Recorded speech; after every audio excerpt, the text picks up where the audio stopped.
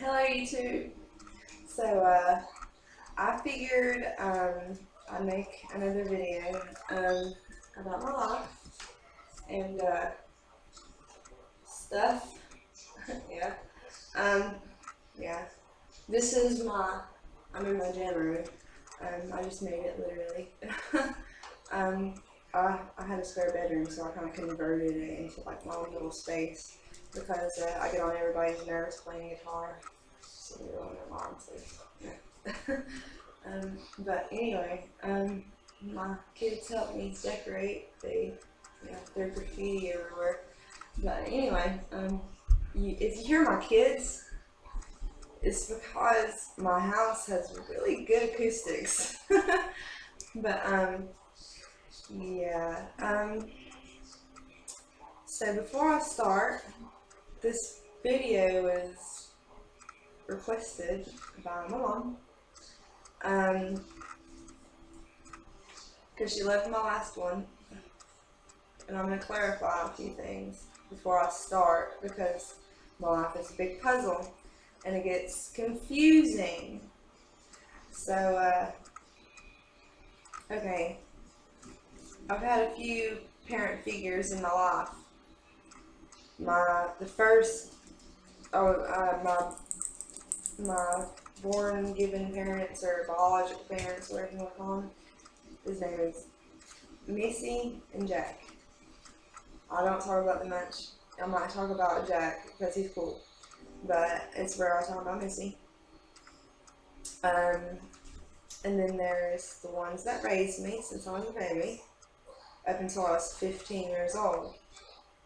And their name, I'll refer to the woman that raised me as Angela most of the time.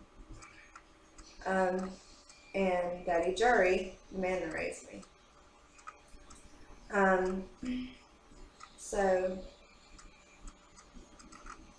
and I have a set of parents that will always be my parents and are still my parents to this day and has been in my life since I was 8 years old. And I love them to death and they're my world. They're the only thing that stayed constant pretty much and, not rejected me in any way or form.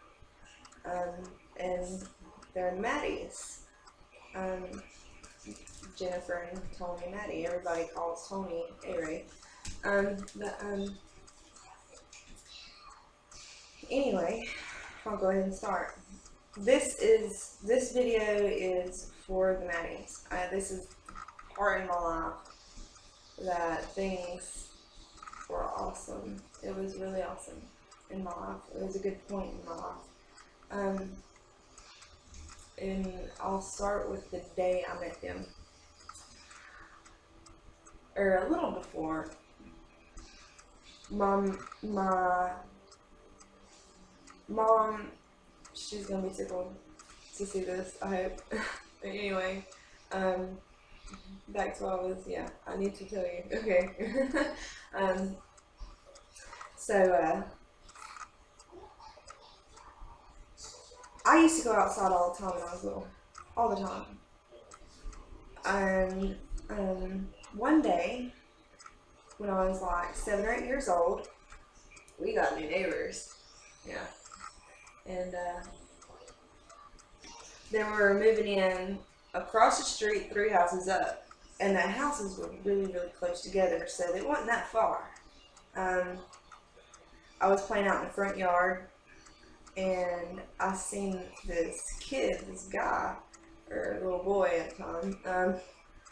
He was, I'm not sure, I can't remember quite every little detail, but I'm not sure if he was in his own yard or the neighbor's yard, but I seen him like, his head pop up over some hedges, and then right back down, and he popped back up, and I was like, hey, there's a kid, and there was no kids on Hickory Street, and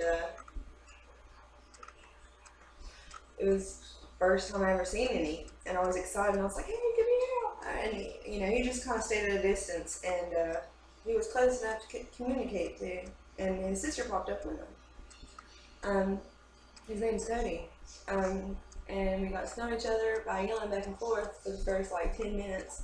And same with Shauna, that was his sister's name, or is his sister's name. Um, we were kind of yelling back and forth, and my sister was involved, and we were all talking, getting to know each other, and we figured we like each other, and it'd be cool to hang out. And so I went to Angela, and I was like, Angela, or I didn't say Angela at the time, I called her Mom, because she probably like backhand me, but she was like, no, you don't need to go that far, no, you don't need to do that. And I was like, okay, please, please, anyway. And well, she finally let us go up there, and that's when we met Maddie's. First one I ever met was Cody. Him and his bobbing and weaving, you know. And then Shauna, because she popped up next to him. And later on, when we went up to the house, I met their brother Danny, and then I met their parents, Jennifer and Tony. And we all played, and Jennifer and Tony was like really preoccupied because they were remodeling the house. Because I'm pretty sure the house was in pretty rough shape before they moved in, but when they were done with it, it was awesome. That house was like awesome. They really they know how to remodel. That's all I got to say. But anyway, so we hung out almost every day, and we was going outside and playing, and you know, they'd always come down and ask if we can come up to play, and we'd go up and play, and then, you know, we got closer, and I remember, you know, we got really close, and we got really close with their parents, and their parents started becoming like the neighborhood parents, like neighborhood mom and dad, and, you know, we just kind of stayed with them. And, no, PC. No. You gonna say hey? You can say hey real quick. Say hey. Okay. Say hey. Wait.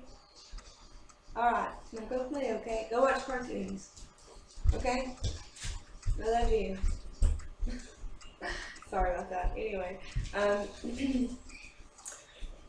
What was I saying? Oh, yeah. They became the neighborhood parents, and it was awesome. We all, you know, got closer and closer and closer, and, you know, me and Heather, you know, we had a rough life, and our biological parents didn't want us, and we were having to deal with that. But Angela and Daddy Jury, well, Daddy Jury, he was just sick, and he couldn't really comprehend. You know, he would get like, it would mess with him because he was diagnosed with paranoid schizophrenia, and that was hard dealing with as a child. But so he didn't talk about it. Angela, she'd just get mad, or she'd brush it off like it was a dirty little secret. And but when I went up the road to like, it was like my sanctuary. When I went to my sanctuary, I was able to talk about what happened to me when I did live with Missy, and I was able to talk about how she left me, and they even witnessed it one time.